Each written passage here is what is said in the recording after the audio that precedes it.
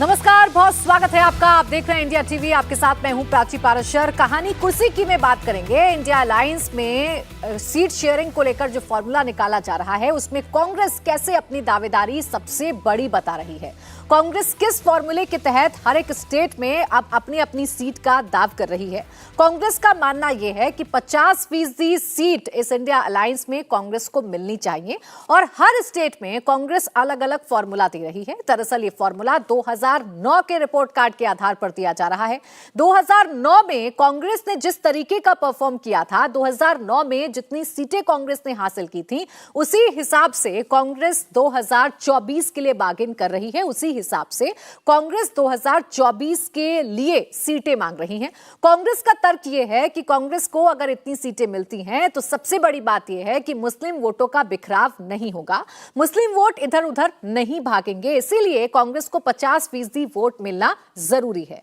एक दो दिन में सीट शेयरिंग पर चर्चा भी शुरू हो जाएगी। एक दो दिन में कांग्रेस बार्गेन करना शुरू करेगी। कांग्रेस इंडिया अलायंस के जो बाकी घटक दल हैं उनसे बातचीत करना शुरू करेगी और अपना दावा पेश करेगी। तो 50% सीटों पर कायम रहना चाहती है, 50% सीटें कांग्रेस मांगना चाहती है। ये बात अभी तक निकलकर सामने आई है और किस स्टेट में कितनी दावेदारी अब कांग्रेस कर रही है, इस हिसाब से आइए आपको बताते हैं। सबसे पहले बात कर लेते हैं उत्तर प्रदेश की। उत्तर प्रदेश में कुल 80 लोकसभा की सीटें हैं और अगर आप 50% का दावा देखेंगे तो 40 सीटें कम से कम कांग्रेस यहां मांगने जा रही है। इसका आधार 2009 को बताया गया है, जबकि 2009 में कांग्रेस ने 21 सीटें जीती थी। 2014 में 2 सीटों पर सिमट गई थी और 2019 में सिर्फ एक ही सीट जीत पाई थी कांग्रेस। तो क्या 2024 में 40 सीट की डिमांड करने के हाल में कांग्रेस है? क्या यह डिमांड समाजवादी पार्टी के सामने जब रखी जाएगी तो समाजवादी पार्टी इस डिमांड को मानेगी या नहीं मानेगी, यह सबसे बड़ा सवाल है। अब कांग्रेस वर्सेस रीजनल पार्टीज का आप रिपोर्ट कार्ड उत्तर प्रदेश में देखेंगे तो 2014 की अगर हम बात करें तो कांग्रेस 2 सीट हासिल कर पाई थी, समाजवादी पार्टी 5 सीट हासिल कर पाई थी, बसपा का खाता नहीं खुला था। जबकि 2019 में कांग्रेस का डाउनफॉल हुआ, 2 से 1 सीट पर आ गई। समाजवादी पार्टी अपनी सीटों को बरकरार रखने में कामयाब रह पाई। सपा और बसपा का गठबंधन था, 5 सीटें समाजवादी पार्टी ने जीती थी, जबकि बसपा 0 से 10 सीट हासिल करने में कामयाब हो पाई थी। तो उत्तर प्रदेश जो सबसे बड़ा राज्य है लोकसभा सीटों के लिहाज से, यहां कांग्रेस क्या 40 सीट मांगने के हालात में है या 40 सीटें उसे मिल पाना भी संभव है? यह अब बड़ा सवाल है, क्योंकि कांग्रेस ने यह तो तय कर लिया है कि 50% सीटों पर वो अपना दावा ठोकेगी और 50% सीटों पर दावा ठोकने की जो उसकी बात है वो 2009 के रिपोर्ट कार्ड के मुताबिक की जा रही है। मेरी सहयोगी विजय लक्ष्मी इस वक्त हमारे साथ जुड़ गई हैं, उनका हम रुख कर लेते हैं। विजय, किस आधार पर यह तय किया गया है कांग्रेस की तरफ से कि 50% उसे सीटों पर अपने दावेदारी पेश करनी है, और ये दावेदारी पेश करने पर क्या इंडिया अलायंस कांग्रेस की बातों को मानेगा? देखिए, अभी प्राची जो एक्सरसाइज हुई है वो कांग्रेस की इंटरनल एक्सरसाइज हुई है। कांग्रेस की जो नेशनल अलायंस कमेटी है उसने अपनी जो स्टेट लीडरशिप है, अपनी राज्य इकाई है, उससे बातचीत की है और फिर एक फॉर्मूला कांग्रेस पार्टी ने तय किया है जिसके आधार पर वो अब अन्य घटक दलों से अगले आने वाले दिनों में बातचीत करेगी और सीटें अपनी पार्टी अपने कैंडिडेट्स के लिए मांगेगी। अब यूपी में जब पहले नेशनल अलायंस कमेटी की मीटिंग्स हुई थी तो नेशनल अलायंस कमेटी ने ये माना कि विनेबिलिटी जो है वो मेन क्राइटेरिया होना चाहिए। ज्यादा क्वांटिटी सीटों की लेकर के कोई फायदा ही नहीं है अगर विनेबिलिटी या विनेबल कैंडिडेट्स उनके पास नहीं है। लेकिन राज्य इकाई का बेहद ज्यादा दबाव था, क्योंकि राज्य इकाई मानती है कि पिछले 5 सालों में कई जगहें ऐसी हैं जहां पर मजबूती से कांग्रेस पार्टी चुनाव लड़ सकती है, मजबूत चेहरे कई कांग्रेस के पास हैं। ऐसे में राज्य इकाई का दबाव है कांग्रेस के शीर्ष नेतृत्व पे कि कम से कम 50% सीटों पर, यानी 40 सीटों पर, 80 टोटल सीटें वहां पर हैं, कम से कम 50% सीटों पर कांग्रेस पार्टी उत्तर प्रदेश में चुनाव लड़े। एक सम्मानजनक फिगर कांग्रेस पार्टी की राज्य इकाई चाहती है कि राज्य में मिले। लेकिन शीर्ष नेतृत्व ये बात भी जानता है कि कांग्रेस पार्टी को कुछ बलिदान भी देना पड़ेगा नेशनल अलायंस के लार्जर पर्सपेक्टिव में। तो लिहाजा 2019 में जो सीटें 2009 के चुनाव में जो कांग्रेस पार्टी ने सीटें जीती थी, तो अब लगता है कि 19 सीटों के आसपास जो मोल भाव है वो कांग्रेस पार्टी एक तरीके से अपने अलाय पार्टनर्स के साथ बैठ करके वहां पे नेगोशिएट करेगी और जो 2009 में सीटें कांग्रेस ने जीती थी, उसमें से कांग्रेस की कोशिश रहेगी कि ज्यादा से ज्यादा सीटें वो जो है वो समाजवादी पार्टी से अपने लिए मांगे, अपने कैंडिडेट्स के लिए मांगे। उससे कम मुझे लगता है कि कांग्रेस पार्टी नहीं चाहेगी उसे सीट मिले, क्योंकि उसकी राज्य इकाई चाहती है कि कम से कम 2009 की जितनी सीटें थी उस पर तो कांग्रेस पार्टी लड़ेगी। अगर मैं सिर्फ उत्तर प्रदेश की बात करूं तो आधार क्या है? 2009 का रिपोर्ट कार्ड भी अगर समझें तो कुल 21 सीटें कांग्रेस जीती थी। उस वक्त प्रधानमंत्री नरेंद्र मोदी नहीं थे, बीजेपी के समर्थन में इतनी लहर नहीं थी। इस बार लहर बीजेपी के समर्थन में है, कई मुद्दों को लेकर बीजेपी एग्रेसिव है। ऐसे में डबल सीटों की डिमांड करना ये किस आधार पर है? देखिए, कांग्रेस पार्टी का मानना है कि अगर कांग्रेस ने पिछले चुनाव में एक सीट जीती थी तो समाजवादी पार्टी का भी ट्रैक रिकॉर्ड कोई बहुत अच्छा नहीं था। उन्होंने भी सिर्फ पूरे राज्य में 5 ही लोकसभा सांसद समाजवादी पार्टी के चुनकर आए। इसके अलावा कांग्रेस का मानना है कि लोकसभा का चुनाव है तो उसमें जो मुस्लिम हैं, जो माइनॉरिटी मतदाता हैं, उनका रुझान कांग्रेस पार्टी के पास होगा। और कांग्रेस मानती है कि इसीलिए जो तमाम रीजनल छत्रप्स हैं वो चाहते हैं कि कांग्रेस उनके साथ हो, चाहे पश्चिम बंगाल में ममता बनर्जी हो या फिर उत्तर प्रदेश में अखिलेश यादव हो। अगर ऐसे में जो मुस्लिम जो माइनॉरिटी वोट्स है अगर वो स्प्लिट होता है तो उसका नुकसान इन रीजनल पार्टीज को कांग्रेस से ज्यादा होगा। ऐसे में कांग्रेस को लगता है कि उसका खामियाजा अगर दोनों अलग अलग लड़े या एक दूसरे की बात ना माने और इंडिया अलायंस की जो सोच है, जो विचारधारा है कि जो मौजूदा सत्तारूढ़ दल है उसको सत्ता से बाहर करना है, अगर ऐसा करना है तो ये बेहद जरूरी है कि जो जहां पर जीत सके वो वहां पर कैंडिडेट उतारे। और कांग्रेस को नहीं लगता कि अखिलेश यादव की पार्टी के पास भी उतने सारे कैंडिडेट हैं कि जो अगर 10 सीटें वो कांग्रेस जिस तरह से था कि 70 सीटों पर वो कैंडिडेट उतारें और हर सीट से चुनाव जीत जाएं। तो एक तो मुस्लिम वोटों का उनको लगता है कि अगर स्प्लिट होगा तो उसका नुकसान जो है समाजवादी पार्टी को भी होगा। समाजवादी पार्टी का परफॉर्मेंस बिना कांग्रेस पार्टी के साथ हुए अच्छा नहीं होने वाला है, क्योंकि वोटों में स्प्लिट का फायदा जो है वो साफ तौर पर भारतीय जनता पार्टी को मिलेगा। तो कांग्रेस पार्टी एक तो 2019 का ट्रैक रिकॉर्ड समाजवादी पार्टी का देख रही है जो बहुत ज्यादा अच्छा नहीं था। इसके अलावा असेंबली इलेक्शंस में भी उनका वोट परसेंटेज देख लीजिए या सीट्स देख लीजिए, वहां पर भी समाजवादी पार्टी का परफॉर्मेंस बहुत अच्छा नहीं था। कांग्रेस के नेताओं से अगर बात करें तो कहते हैं कि अगर वो हमें कहते हैं कि हमारा परफॉर्मेंस खराब था तो उनका खुद का यानी अपने साथ साथ वो अपनी रीजनल जो पार्टीज है उनका भी आंकलन कर रहे हैं और उसी आधार पर बार्गेन करने की सिचुएशन में कांग्रेस आ रही है। राहुल महाजन जी, यूपी के परिप्रेक्ष्य में अगर इन सीटों को समझा जाए तो ये सीटें कांग्रेस क्या मांगने की सिचुएशन में है? क्योंकि 1984 के बाद 40 सीटें जीती नहीं है उत्तर प्रदेश में कांग्रेस खासकर। देखिए, एक तो कांग्रेस का आधार उत्तर प्रदेश में लगातार गिरा है। अगर हम लोकसभा ना माने विधानसभा भी देख लें तो भी कांग्रेस का आधार जो है लोकसभा में बहुत बुरी तरह गिरा हुआ दिखाई देता है। जहां तक अगर हम ये बात कहेंगे कि समाजवादी पार्टी ने किस तरह से, अगर हम विधानसभा की बात करेंगे तो समाजवादी पार्टी ने 2 पिछले जो विधानसभा चुनाव हुए हैं उनमें जो लास्ट विधानसभा चुनाव हुआ था अपनी सीटें लगभग डबल कर ली थी। तो जहाँ तक पहले जब ये खबरें आ रही थी कि ये जो गठबंधन है विपक्ष का, इसमें वो दल जो है तय करें जो कि स्ट्रॉन्गर मतलब पार्टनर है किसी भी स्टेट में, वो तय करे कि आखिर उसे बाकी दलों को कितनी सीटें देनी है। यही अगर हम देखेंगे तो यही कारण है कि ममता बनर्जी जो है वो पश्चिम बंगाल में 2 सीटों से ज़्यादा कांग्रेस को नहीं देने के लिए तैयार हैं। और इसी तरह के कुछ जो हम देख रहे हैं, जो बातें उभर के आ रही है, बिहार में भी इसी तरह की बातें उभर के आ रही हैं।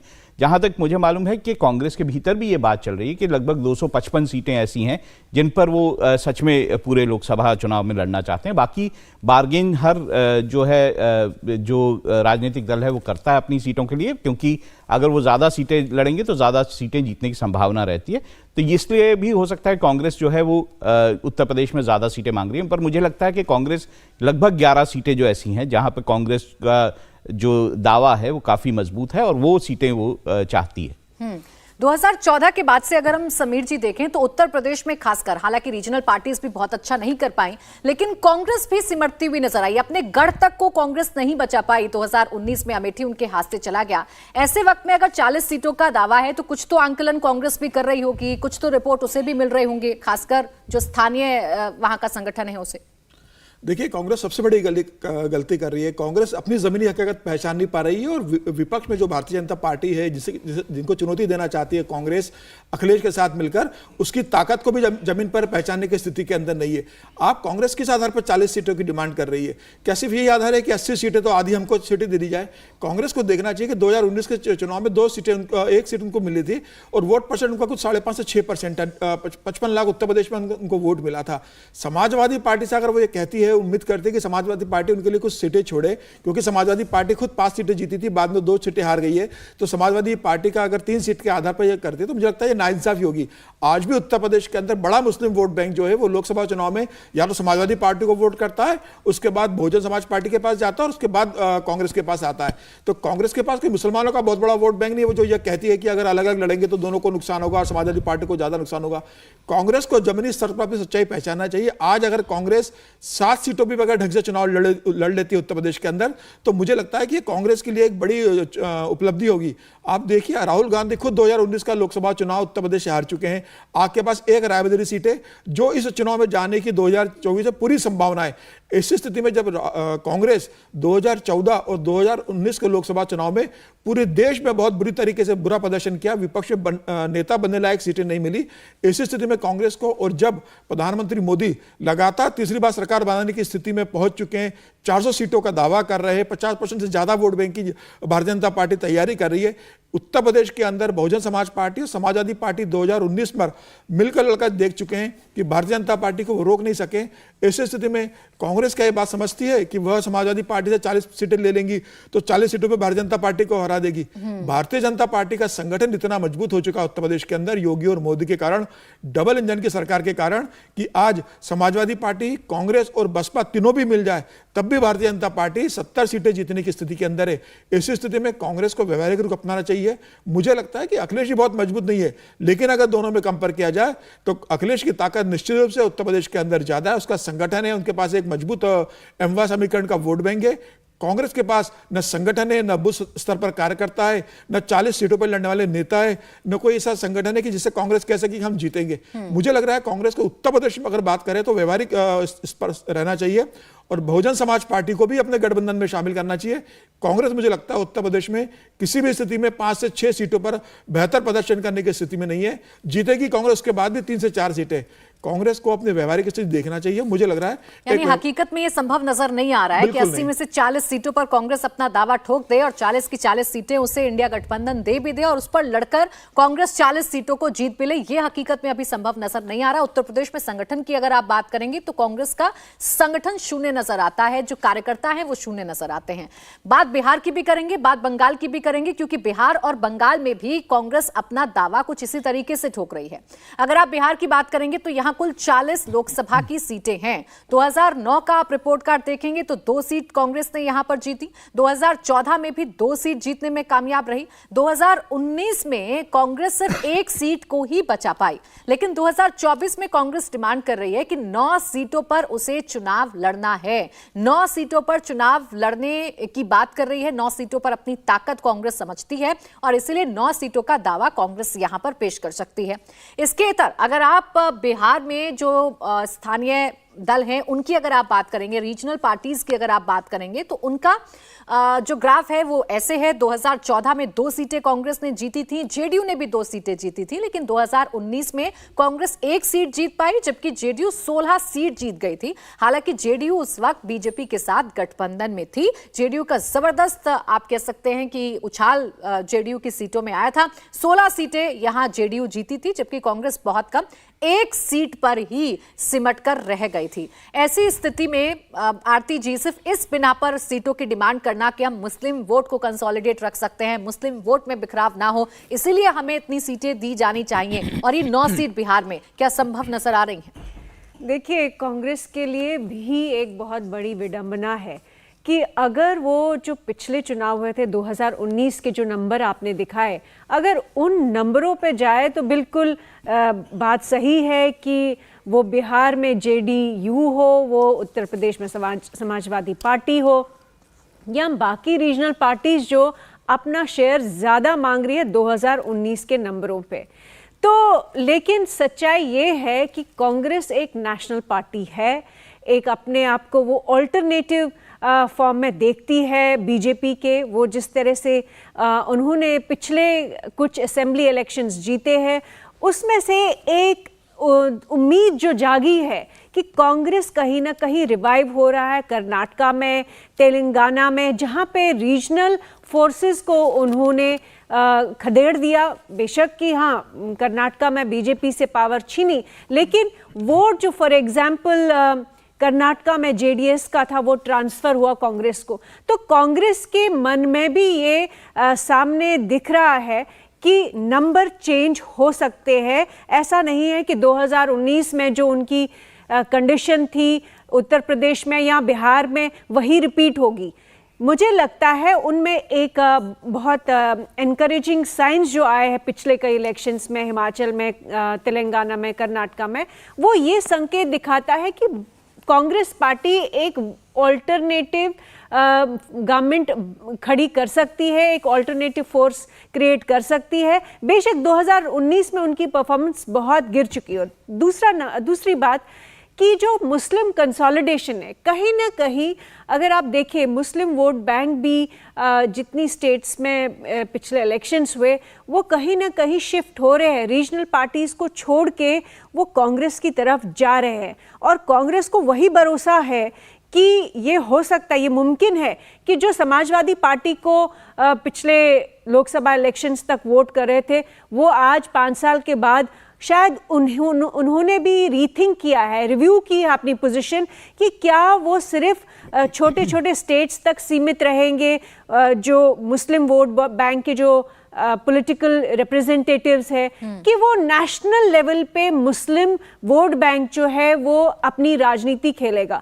तो मुझे लगता है मुस्लिम वोट बैंक एक बहुत क्रिटिकल फैक्टर है। मुझे नहीं लगता है कि कांग्रेस की जो डिमांड्स है वो उत्तर प्रदेश में हो, बिहार में हो, बहुत ही अनरीजनेबल डिमांड्स है।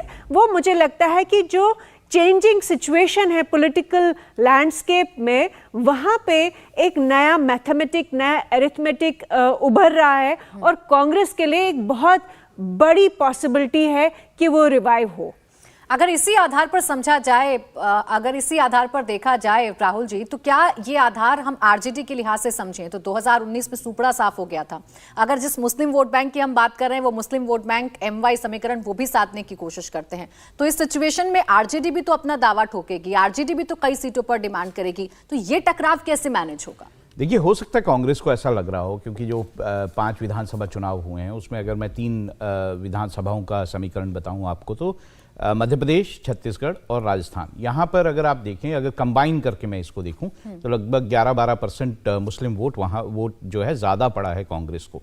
तो हो सकता है उसके कारण जो है कांग्रेस को ये लग रहा है कि मुस्लिम जो है वो वोट बैंक जो है उसकी तरफ झुक रहा है। लेकिन मैं इसका एग्जाम्पल अगर केरला में दूँ आपको, देखिए ऐसा स्टेट जहाँ पर बीजेपी कभी सीटें जीती नहीं है, तो ऐसा स्टेट वहाँ पर अगर हम मुस्लिम वोट बैंक की बात करें तो पिछले कुछ समय में मुस्लिम वोट बैंक जो है कांग्रेस से छिटक कर लेफ्ट की तरफ गया है, जबकि ऐसा होता नहीं था।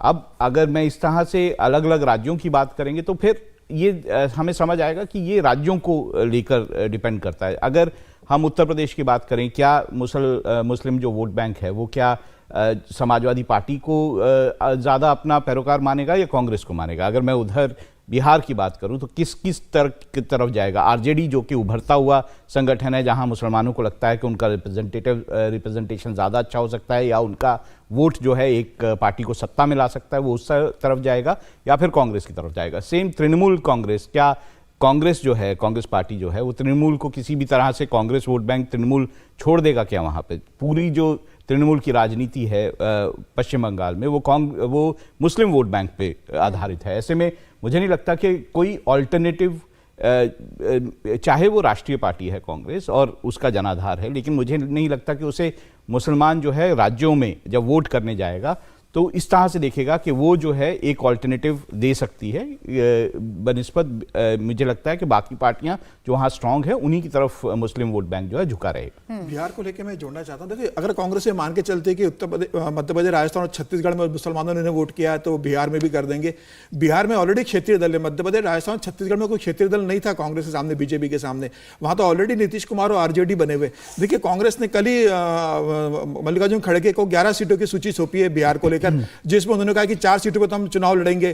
किशनगंज उनके पास है तो कहा किशनगंज पे हमको लड़ना ही है। कटिहार पे उन्होंने मांग की है। इसके अलावा औरंगाबाद और सासाराम 4 सीटों की तो मांग की कि यहाँ तो हमको लड़ना ही लड़ना है। इसके अलावा 7 सीटों की ओर उन्होंने सूची सौंप दी है राष्ट्रीय अध्यक्ष को कि 11 सीटों पे हम लड़ेंगे। मुझे लग रहा है ये भी कांग्रेस की अव्यवहारिक मांग है। कांग्रेस को बिहार के अंदर 3 से 4 सीटें की ज्यादा हैसियत नहीं है लड़ने की, ये आरजेडी भी जानती है और जेडीयू भी जानती है। अब जब जेडीयू आरजेडी के साथ गठबंधन में आ चुका है और कांग्रेस को मिलकर लड़ना है, 2019 में जेडीयू नहीं था, ऐसी स्थिति में तय है कि नीतीश कुमार और लालू प्रसाद यादव बराबर सीटों पर लड़ेंगे और कांग्रेस और वहां पर जो वामपंथी मोर्चे हैं, माले की पार्टियां हैं, दूसरी पार्टियां, उनके लिए 6 से 7 सीटें छोड़ेंगे कि आप आपस में इसके अंदर एडजस्ट कर लो। मुझे लग रहा है बिहार में कांग्रेस को 3 सीटों पर से 4 सीटों पर ज्यादा नहीं लड़ना चाहिए और जो 4 सीटें उन्होंने कहा है, किशनगंज, औरंगाबाद, कटिहार और सासाराम, ये 4 सीटें कांग्रेस को फोकस करके लड़े। अगर चारों सीटें कांग्रेस जीत जाती है भारतीय जनता पार्टी के खिलाफ तो मुझे लग रहा है एक बड़ा अचीवमेंट होगा कांग्रेस को।